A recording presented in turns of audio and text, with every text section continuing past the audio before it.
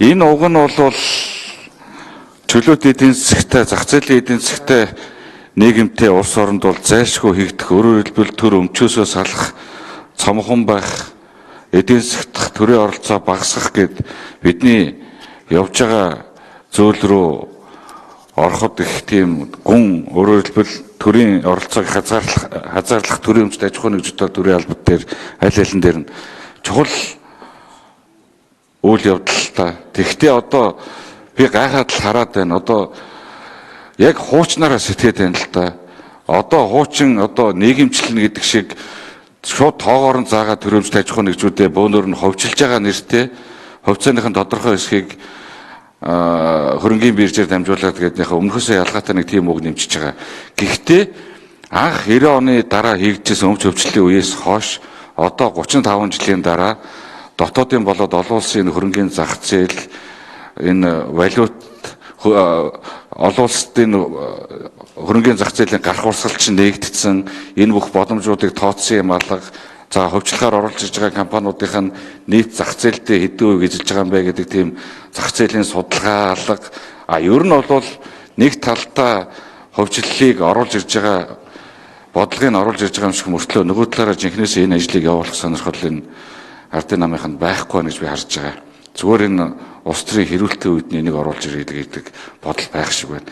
Тэгээд дээрэс нь сая тэр нэг дэд сайдууд энэ төр томилохдоо төрөмжт аж ахуйн нэгжүүд дээр баахан ардчилсан намын хяналтын менежерүүд томилцсон юм шиг тийм мэдээллийг олон нийтэд түгээж ягаад ингээд хойноос нь энэ ховчлол гэдэг юм уу юу гэдгийг энэ ажлыг хийн. Ард дээр нь яах вэ гэхээр өмнө ардчилсан намаас эд хүмүүс томилогдсон байсан, тэгээд энэ фейлдсэн л гэж байгаа гэдэг яриа хийхээр би бэлдэж байгаа болов уу гэж ойлгож байгаа. Мөн чанар дээр бол юу гэхээр баахан л сандал ширээ дарга зэрэгнэр солигдож ордон дотор өрөөнүүд нүгээд л алтан тушаалуудаа хойрлоод дууссан, дэд сайдууд, элчин сайдуудаа томилж дуусаад одоо тэр томилгоо хойролтон төрөмжт аж ахуйн нэгжүүд рүүгээ орж байгаа юм байна гэж ойлгож байна. Тэгээ одоо энийг хэдүүлээ нэг тийм бэлуу бах байдлаар биш, жигнэсээ энэ чөлөөт эдийн засгийг дэмжих, төрийн өмчийг багасгах, төрийн өмчт аж ахуйн нэгжүүд хувийн хөвшилтэйгээ өрсөлдөд байдаг энэ байдлыг одоо багасгах, дээрэс нь IPO хийж хөрөнгө оруулалт татаж олон нийтэд хувьцаагаа гаргаж санал болгосноор тухайн компани мөнгөн урсгалын хэмжээ сайжирч үйл ажиллагаа нэмэгдэх энэ чиглэл рүү нь буюу сонгодог утгаар нь хөрөнгө оруулалтыг нэмэгдүүлж хөгжлөх энэ чиглэл рүүгээ явах сэтгэл зүйн бэлтгэл энэ ирэх хүрж байгаа намд одоогоор байхгүй байна гэж анзаарч байгаа учраас энэ асуудлыг бас би дэмжихгүй гэдэг байсуртай байгаа. Тэгээд эдийн засгийн байнгын орны гишүүдтэй хандаж хэлэхэд цаг нь арай болоогүй юм байна гэж ойлгож байна. Тэгэхээр хойшлуулах зүйтэй хаа л гэж. За яг бидний одоо их хурлын байж байгаа байдал энэ л дээ.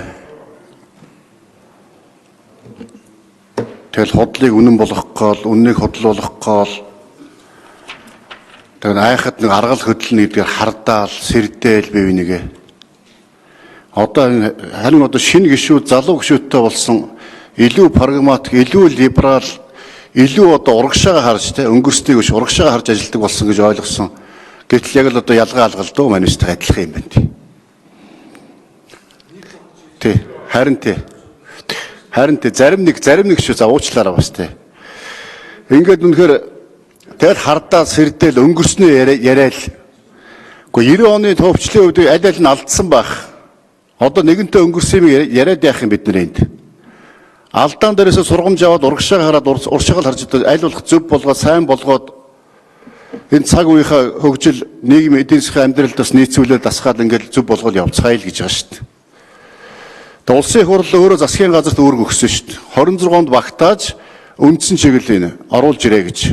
Тэгэл 26-нд багтаагаад оруулаад ирэхээр за нийлж байгаа эдний чинь хулгай хийхэндээ гэл ингээд биений хардаал улам зөв зүгээр ингээд сайхан явчих ажиллаа тийм үү.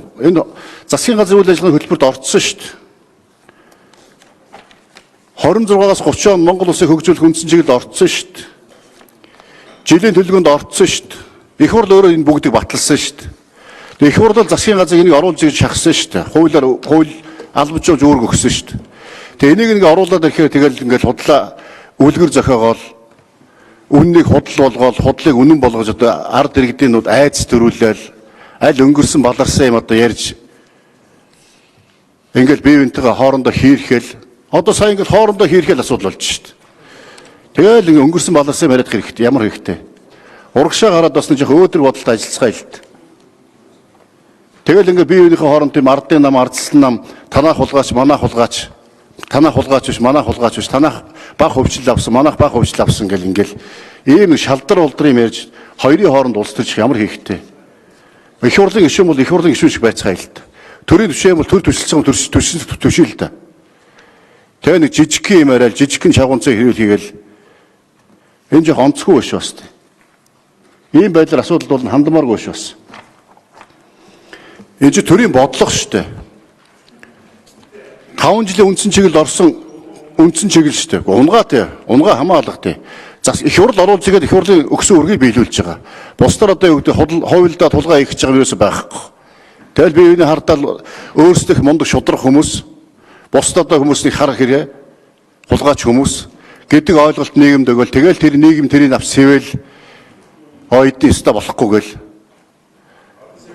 Тийм болохоор одоо энэ улсын хурлаас баталсан үндсэн чиглэл засгийн газрын үйл ажиллагааны хөтөлбөр. Тэр засгийн хамтдаа хөгжлийн төлөөх зориг гээд ардын нам ардсан нам хамтрал баталсан өрийн хөтөлбөр байгаа шүү дээ. Тэнд дотор ч маш тодорхой 3-4 заалтаа суудсан байгаа. Тэрийг л хэрэгжүүлэх гэж уулна. Өнгөрсөн жилийн 24 оны 12 сарын 12-ны өдөр улсын хурл 52 дугаар тогтоол баталж 26-нд багтааж оруулж ирсэн. Энэний дагуу засгийн газар оруулж ирлээ. Их хурлын гишүүд минь бас нэг жоохон том харцгаая, жоохон бас нэг жоохон бодлого бодоцгоё тэгээд энэ нээлттэй илт одоо 90 он биш ээ. Бүх юм одоо тийм цаг үе өөр болсон. Тийм болохоор одоо бас нэг хардхаасаа илүү тийм үү илтод нээлттэй өшөө илүү яаж ард иргэдтэй өгөөжтөө төрдөө бас үр ашигтай тэгээ энэ бас бодлого маань хэрэгжээд хувийн хвшлээ дэмжсэн төрийн одоо эдийн